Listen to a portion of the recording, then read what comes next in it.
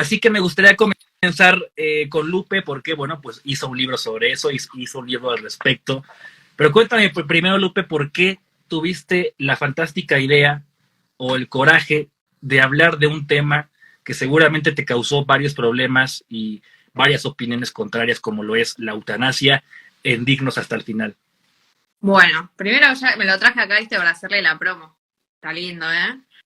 Em, Creo que es un tema muy importante para hablar. En principio, bueno, cuando nosotros lo escribimos, acá quiero contar que yo fui directora nomás de la investigación, o sea, obviamente dirigí todo, hice como las correcciones y demás, pero fue un equipo muy grande de personas, de jóvenes de 18 a 22 años, o sea, fíjense cómo nos moviliza este tema, que es algo que creo que a diferencia del principio con el aborto, tal vez no pasaba ese compromiso de pronto decir, tenemos un montón de gente dispuesta a investigar esto, que estuvo buenísimo.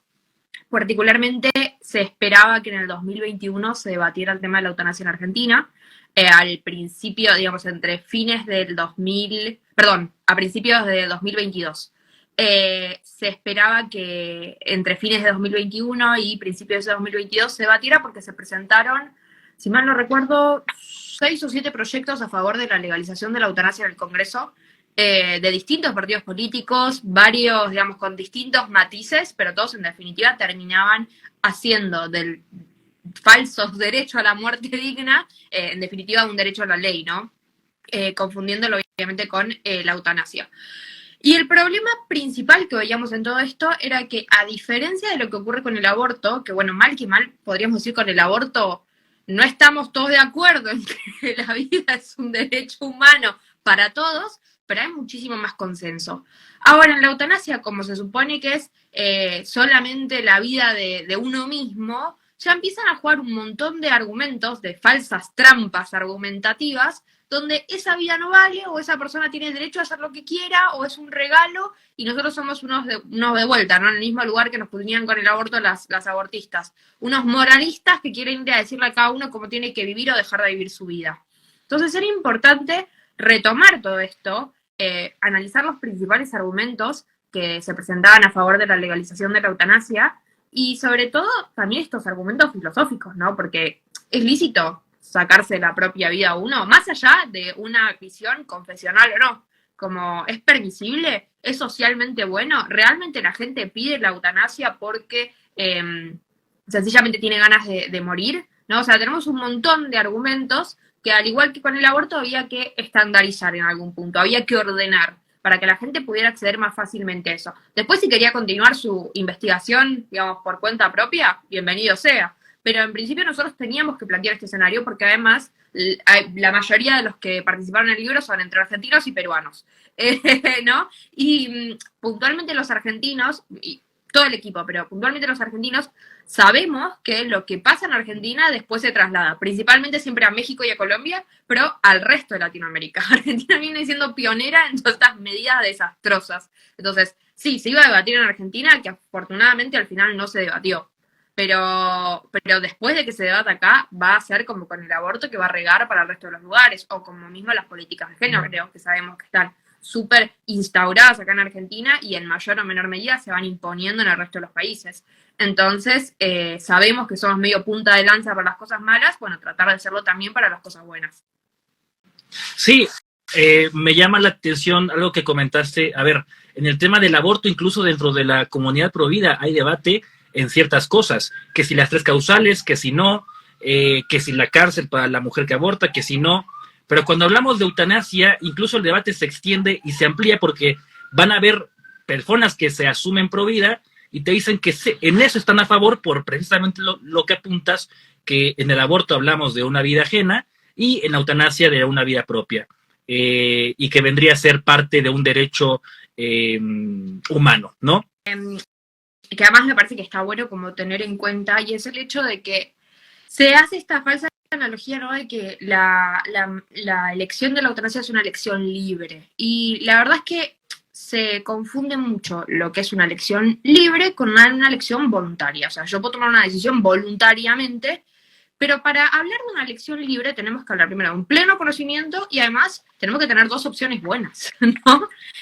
Nosotros, por ejemplo, si nos remitimos, ¿no?, a los estudios que se conocen en materia de psiquiatría, esto, por ejemplo, todo figura en la investigación que hicimos con los chicos. Sabemos que el dolor físico o psíquico funciona como aparato coercitivo, o sea, ya en principio, cuando hay dolor físico o psíquico, no estamos hablando de una libertad, así como la que hablan los liberales, idílica, qué sé yo, porque hay algo que está funcionando como aparato coercitivo. Y cuando analizamos, esto es un estudio del 2019, los factores que condicionan el deseo de morir son soledad, abandono, aislamiento, desconfianza, falta de participación y sentido de la comunidad, falta de cuidados paliativos, depresión, digamos, tenemos varias razones. Pero evidentemente decir que una... Ay, mira, pone en el chat, me encanta, Lucía Meléndez, que fue puntualmente la que escribió este apartado de psicología en el libro. Digamos, si nosotros nos olvidamos de que estas son las verdaderas razones que, digamos, que empujan a una persona a tomar la eutanasia, y ojo, estos no son estudios aislados. También podemos analizar las razones que invitan a buscar la eutanasia o el suicidio asistido en los países donde es legal. Países Bajos, Suiza, Canadá, o sea, te pongo un ejemplo así, ¿no? Principales razones, esos son datos del gobierno canadiense. Principales razones que busca una persona, que tiene una persona para buscar la eutanasia: aislamiento y soledad, pobreza o sentirse una carga para la familia y los amigos. O sea, evidentemente la situación, los datos nos están hablando, nos están diciendo que hay una persona que está totalmente sola, que se cree una carga, que siente que no es comprendida. Entonces, ofrecerle a esa persona la muerte y encima maquillarlo de que es una elección libre es un total desconocimiento de lo que es la ciencia, la evidencia y sobre todo de un mínimo sentido de humanidad, ¿no? Porque si yo veo que una persona me está diciendo que pide la eutanasia porque se siente sola, porque siente que se ha vuelto una carga para aquella red de contención que justamente es la que más tendría que apoyarla en ese momento, que se siente totalmente indigna y que su vida no vale nada, lo mínimo que puedo hacer, en vez de, digamos, apretar en un sello y decirle estás autorizado para practicarte la eutanasia, es darle un abrazo y ofrecerle ayuda, no desligarme, llenar un formulario y que después vengan y le realicen la eutanasia. Hay una serie que es muy conocida, no porque comparta la filosofía con la cual está hecha, pero es muy buena. Se llama Doctor House. Y Doctor House, Gregory, en uno de los capítulos, de hecho, es una persona, es un doctor que se opone a eso. Y tiene una frase respecto a eso que dice más o menos así. Si alguien la ha visto, corríjame si me equivoco. No se puede morir con dignidad, solo se puede vivir con ella. Para la persona que le pide al doctor, mátame, ya no quiero seguir viviendo, estoy sufriendo, mi enfermedad es terminal, y el doctor se enoja, y Greg se enoja y le grita, dice, no seas estúpido, no puedes morir dignamente, puedes vivir dignamente, elige eso, y ya está. Pero les dejo la palabra a Horacio, a Lupe, no sé quién quiera continuar con esto, estos casos extremos, y que cuando uno, de la misma manera en la que uno habla de aborto muy sencillo, pero cuando va a los juzgados y ve a las mujeres llorando, las mujeres embarazadas, mujeres golpeadas, y no estás preparado, pues te apelan al sentimiento e incluso puedes llegar a ceder en ciertas cosas. Con la eutanasia puede pasar lo mismo, que hablas de un tema, pero no es hasta que lo vives que comienzas incluso a tambalear en algo que habías pensado anteriormente. ¿Cómo hacer con estos casos que ya Luis intentó resolver filosóficamente o teológicamente hablando? No sé, Horacio, Lupe, ¿qué quieran hablar? Bueno, no sé si arranco yo, entonces. Ya magué, ya arranco. A mí me parece que hay algo que no hay que perder de vista. Muchas veces se trata de los cuidados paliativos como una opción alternativa y no como una terapia fundamental, porque está demostrado que cuando las personas que piden la eutanasia reciben cuidados paliativos integrales, digamos, totalmente físicos, psíquicos, espirituales de ser necesario, no solamente la persona, sino también su círculo familiar, sus amigos, esas personas dejan de pedir la eutanasia. Esto está probado por la ciencia. En el momento en el que intervienen los cuidados paliativos, la persona deja de pedir la eutanasia. Porque también hay algo que se pierde de vista, y entonces a veces la gente cree que porque uno se está por morir es natural que quiera morirse. Y en realidad no, lo instintivo en el ser humano, como animales que somos, es querer vivir.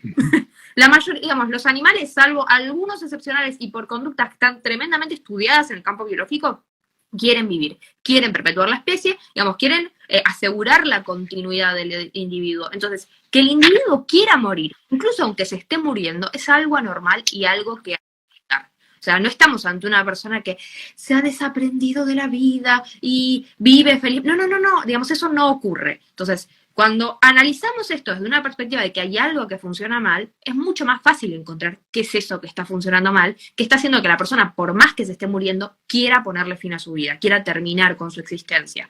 Porque lo lógico y en lo que trabaja la medicina es que la persona, digamos, con distintas intervenciones, como decíamos, psíquica, física o espiritual, la persona pueda aceptar ese proceso está pasando, sin necesidad de querer tener el control donde cuándo empieza y cuándo termina la vida. Un control que además es ficticio. Nosotros no podemos tener control sobre todo lo que es la experiencia de la vida. Por otro lado, también hay un falso concepto que se maneja, que un poco ya vos lo tocaste, ¿no? Que es el hecho de si morir dignamente o vivir dignamente o no dignamente o lo que fuere. Y el tema central acá es que la dignidad, pues nosotros tenemos la dignidad ontológica y la dignidad moral. La dignidad moral, puedo ser bueno, malo, puedo, digamos, ser un mentiroso, un delincuente total, y eso estamos hablando de mi dignidad moral. Pero la dignidad ontológica, que es de la que hablamos, es la dignidad que tenemos en nuestro valor en el mundo jurídico, el valor que tenemos por ser seres humanos. Las cosas tienen precio, las personas tienen dignidad. Y esa no se pierde. Digamos, vos podés ser un indigno moralmente, podés vivir en las peores condiciones, pero hay algo que nos resguarda, que lo tenemos por el simple hecho de ser humanos, que emana de nuestra esencia, de nuestra naturaleza de seres humanos, que es esta dignidad que estamos obligados a respetar. Entonces, si yo digamos, en el caso de la eutanasia confundo la dignidad con la calidad de vida, voy a estar teniendo un problema gravísimo, ¿no? Porque la calidad de vida puede ser mejor o peor. Si me cago encima, puedo decir que, y me tienen que cambiar los pañales, que tengo una peor calidad de vida. Pero bajo ninguna circunstancia una persona que, por ejemplo, tiene incontinencia o que tiene que alimentarse por una sonda o que está postrada en una cama o que se está muriendo es menos digna que una persona que está sana, que está en la plenitud de la juventud, que es independiente. Entonces, nada, es importante como separar estos dos conceptos y no creer que la muerte digna es la muerte ocasionada por la eutanasia. Porque además hay que retomar, digamos, a tener el gusto de recibirla, y no solamente recibirla en una gira, sino recibirla en un contexto de vuelta al ruedo, de vuelta a las trincheras, ¿no? De si el feminismo creía, o si ciertos grupos feministas creían que Lupe ya no iba a regresar, bueno, pues se equivocaron y tomó esa decisión, que yo no soy quien para decir si fue la mejor o no. Ella la tomó por su propio pie, por sus convicciones, porque lo necesita, porque le hace un bien, hablando del bien, ¿no? Y porque quiere pelear desde esta trinchera, y es muy válido, por la dignidad humana en todos sus aspectos, con un alcance tremendo. Así que quien quiera tener a Lupe en su ciudad, pueden contactarme y podemos ahí ir organizando y cuadrando la agenda. Ese fue el comercial, pausa comercial, regresamos, ¿ok? Para la última ronda, aparte de que me gustaría que dijeran sus conclusiones, sí me gustaría preguntar una cosa netamente de índole administrativa, en tanto que Estado y economía. Hay la cara de Lupe. A ver, quiero escuchar qué se va a aventar. Bien. Bien. Existe un negocio importante sobre la eutanasia, ¿no? Yo que tengo mis libritos para no pifiarle a ningún número. Es importante saber que los cuidados paliativos son caros, son muy caros. Y de hecho, retomo una pregunta que recién vi en los comentarios, que decía, ¿qué diferencia hay entre la eutanasia y los cuidados paliativos? La eutanasia, como dijimos, es cuando se provoca la muerte, ya sea por pedido de uno o por pedido de un tercero, ¿no? Puede ser el Estado, el hospital, la familia. En el caso de los cuidados paliativos estamos hablando de la medicina del dolor. Lo que hace básicamente es tratar el dolor. que puede ser físico, psíquico o espiritual. Los cuidados paliativos pueden ser, digamos, en general se aplican a personas que están con alguna enfermedad o padecimiento terminal, pero puede ocurrir que también una persona acceda a los cuidados paliativos, por ejemplo, cuando está haciendo un tratamiento contra el cáncer, por más que el cáncer, digamos, tenga alta tasa de sobrevida y que la persona después finalmente termine viviendo, ¿no? Pero para tratar el dolor de, por ejemplo, una quimioterapia, los rayos, el dolor psíquico que le provoca, etcétera. Con lo cual, ahí tenemos la diferencia, ¿no? Como tal, los cuidados paliativos son carísimos. ¿Y vos sabías que la mayoría, digamos, los cuidados paliativos deficientes están en los países, digamos, subdesarrollados y en desarrollo? Y pocos de los países desarrollados tienen cuidados paliativos efectivos.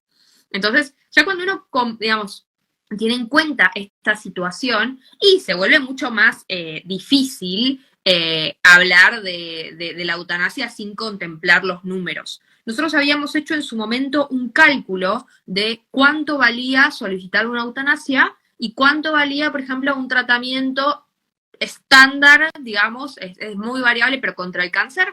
Y la eutanasia valía un 10% de lo que valía el tratamiento contra el cáncer. Teniendo en cuenta que, por ejemplo, el cáncer es una de las afecciones más comunes y que mata más personas en el mundo. De hecho, tenemos de las 55 millones de muertes por todas las causas que hubo en el mundo, 10 millones son por cáncer. 2 de cada 2 personas mueren por cáncer, por distintos tipos de cáncer. Después tenemos otro tipo de enfermedades, pero por poner una, digamos, que vendría a encuadrar perfecto en lo que es una persona con una enfermedad terminal que podría llegar a pedir la eutanasia. Y esto es importante tenerlo en cuenta porque, por ejemplo, tenemos informes, tenemos papers, pero además también tenemos informes del Parlamento de Canadá, por ejemplo, que dicen que con el suicidio asistido, este es un informe del 2020, se ahorrarían 87 millones de dólares en costos médicos. O sea, y eso lo dice el informe que se presentó en el Parlamento de Canadá, así como sencillamente, ¿no? Entonces, cuando uno empieza a ver la vida como el costo que genera para el Estado, tenemos un problema muy grande. De hecho, quiero unirlo con otra cosa y es, ustedes saben que Países Bajos fue el primer país en legalizar la eutanasia, de hecho es el ejemplo por todas partes, pero en realidad esto si bien ocurrió en el 2002, ellos tenían una especie de despenalización vía Corte Suprema desde el 84. En el 91 se pidió desde el fiscal general, Jan Remelink, un informe de cómo se había implementado la eutanasia en todos esos años, cómo se había aplicado. Quiero recordarles las causas por las cuales se podía acceder a la eutanasia vía Corte Suprema para que podamos entender un poco los números. Tenía cinco partes, 5 ítems fundamentales. La petición debía venir únicamente del paciente y ser enteramente libre y voluntaria. Dicha petición debía ser estable, considerada y persistente. El paciente debe experimentar sufrimiento intolerable y sin perspectiva de mejora, y acabo de hacer la aclaración de que cualquier sufrimiento que perdura en el tiempo parece que no mejora y que no tiene perspectiva de mejorar. O sea, yo, por ejemplo, tengo depresión. Actualmente estoy medicada, pero tuve un momento donde, cuando me diagnosticaron, en el que estaba muy mal. Yo en ese momento realmente creía que mi sufrimiento no iba a acabar. Yo no me imaginaba un mañana. Y sabía perfectamente que mi situación de salud era perfecta. Por suerte nunca se me ocurrió en la vida morirme. Pero digo, cuando uno está sufriendo, el sufrimiento parece que no se va a terminar. Digamos, es casi que la condición del sufrimiento permanente. La eutanasia debe ser el último recurso y el médico debe consultar con un colega independiente con experiencia en este campo. Ahora veamos los datos. Y acá va a ser medio batería, ¿no? De las eutanasias que se habían practicado desde el 84 al 91 encontramos 400 casos de suicidio asistido por un médico. Ese entraría en las causales, ¿no? 2.300 casos de eutanasia voluntaria activa, en su modalidad activa. Está bien, entran por lo que dice la causal. Ahora empezamos con los problemas. 1.040 casos en los que el médico acabó con la vida del paciente sin su consentimiento. Y esto se dio bajo la despenalización de la eutanasia. De ellos, el 14% era totalmente competente, de los pacientes era totalmente competente para tomar la decisión. El 72% no había dado nunca indicaciones de querer terminar con su vida. Y en el 8% de los casos, los médicos contemplaban otras alternativas. Las 3 principales motivos para que se aceptaran las eutanasias fueron baja calidad de vida, escasa o nula posibilidad de mejora y decisión de la familia y que los familiares no podían aguantarlo más. O sea, vos fíjate lo terrible que es. No termina ahí. 4.800 casos debido a un aumento considerable. 4.800 casos debido a un aumento considerable de las dosis de medicamentos para aliviar el dolor y los síntomas con intención de acortar la vida. Y acá linkeamos con otra cosa. Dijimos, tenemos por un lado los cuidados paliativos, tenemos por otro lado la eutanasia y tenemos por otro lado la sedación paliativa, que no es lo mismo que la eutanasia. Difieren en el objetivo que tienen. La sedación paliativa es administrar una serie de fármacos para, aliviar el dolor del paciente, y la finalidad es aliviar el dolor. Puede ser que producto de estos fármacos se dé un acortamiento de la vida, ¿no? O sea, ¿cómo se dice la palabra? No es prevenga, venga directamente, se arribe más prontamente a la muerte, pero la finalidad no es matar al paciente, sino quitarle el dolor físico, psíquico, lo que sea, ¿no? Ahora bien, este caso, en principio, pareciera que se trata de sedación paliativa, es decir, no es eutanasia. Pero fíjate que dice, con la intención de acortar la vida. Entonces, evidentemente, estamos hablando de 4.800 casos de eutanasia, disfrazada de otra cosa, pero es eutanasia porque la finalidad es la que tiene la eutanasia, que es la de acabar con la vida. De ellos, solo el 40% de los pacientes discutió la decisión con el médico, el 60% no la discutió. Fíjate, la mayoría no la discutió. Y el 73% de estos casos, el paciente no participó directamente de la decisión. O sea, se le decidió aplicar la eutanasia y 7 de cada 10 no tuvieron ni voz ni voto en la situación. Es decir, el 89,2% del total de los pacientes de estos casos fue excluido de la decisión. 9 de cada 10 pacientes. Seguimos. 6.800 casos en los que se interrumpió el tratamiento médico. Solamente el 30% de los pacientes discutió esta decisión con el médico. Recordemos que una de las causales para acceder a la eutanasia era que fuera la última opción. Y acá interrumpieron el tratamiento para proporcionarle la eutanasia. Y solamente el 30% de los pacientes había accedido a esto, lo había discutido con su médico. La mayoría no lo había discutido con su médico. O sea que esas personas probablemente hubieran continuado con el tratamiento. Y 8.100 personas murieron por sobredosis de medicamentos para el dolor con el objetivo directo de provocar la muerte. El 61% de los casos fueron sin consentimiento del paciente. O sea, cuando nosotros nos ponemos a analizar, vemos que la mayoría, la regla, viene a ser el no consentimiento. Y eso es importantísimo tenerlo en cuenta. Fíjate que además se estima en Países Bajos, ¿no?, que casi un 12% del total de las muertes del país se debían a casos de eutanasia. Y solo la mitad con consentimiento del paciente. O sea, me parece que estos son datos realmente muy fuertes a tener en cuenta, porque este es el ejemplo que se plantea en el mundo como la legalización de la eutanasia. Y en este caso, bueno, me va a tocar diferir con Horacio, pero yo creo que el debate no, sí, obvio, al final se remite a Dios, pero toda esta información nosotros se los tenemos que llevar a gente que o no cree en Dios o no alcanza a ver la magnitud de lo importante que es. Entonces, que algo remita a Dios no le es suficiente. Y como yo creo que si nosotros hablamos de Dios solamente en el debate, vamos a estar hablándonos entre nosotros. El punto es salir y dar el mensaje afuera, ¿no? Y hacer como hacía Jesús, hablar con parábolas. En este caso, las parábolas yo creo que son los datos. Porque en definitiva una persona no la mueve Dios, o no la mueve el respeto, de ese hombre que está hecho a imagen y semejanza de Dios, sino que la mueve el hecho de saber que la mitad de las eutanasias de Países Bajos son no consentidas. Y que el Estado muchas veces de esa forma se saca de encima a la gente que genera gastos médicos, porque obviamente esta gente que está internada, gente que consume días en hospital, que consume aparatos, que consume atención, que consume enfermeros, que consume medicamentos. Los opioides son carísimos, que son, los que se utilizan para tratar el dolor. Son carísimos y la mayoría de los países no tienen acceso. Esto hay un informe tras informe, tras informe, tras informe. Porque además es eso, te plantean la eutanasia como algo permisible por todas partes, ¿no? Pero lo cierto es que la mayoría de los países no están en la condición, por más que incluso en esa condición yo creo que no es válido, ¿no? Porque ya lo vemos con los casos de Países Bajos, Canadá y demás, pero no están en la condición que teóricamente se plantea, idílicamente se plantea que debiera estar, ¿no? Porque nos dicen, planteamos la eutanasia como último recurso, en países donde no hay cuidados paliativos. Entonces no me hables del último recurso, háblame del primero. Háblame primero de los cuidados paliativos, y si querés después llegamos al debate de la eutanasia, que igual vamos a seguir teniendo razón nosotros, porque ya tenemos los casos, ya tenemos la evidencia. Pero a mí me parece que eso es importante tenerlo en cuenta. Nada.